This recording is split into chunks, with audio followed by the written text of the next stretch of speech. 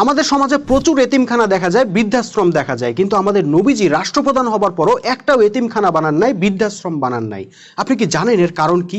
আসলে রাসূল সাল্লাল্লাহু আলাইহি সাল্লাম ও সাহাবীদের ইসলামে এতিমখানা ও বৃদ্ধাশ্রমের কোনো প্রয়োজনই ছিল না, কারণ তারা যে সমাজটা নির্মাণ করছিলেন সেখানে ছিল প্রকৃত ইসলামের আদর্শ।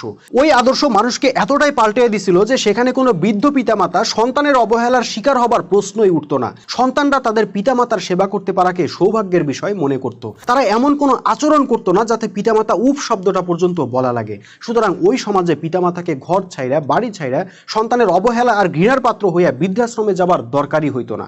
আর এতিমদের ব্যাপারে বলতে হয়, ওই ইসলামী সমাজে এতিমরা ছিল জাতির কাছে আমানত স্বরূপ। তারা কোনো না কোনো পরিবারের মধ্যেই বড় হইতো। আর এতিমদেরকে লালন পালন করা, দেখাশোনা করা ও তাদের সহায়তা করাকে মোমেনরা পরম সৌভাগ্যের বিষয় মনে করত।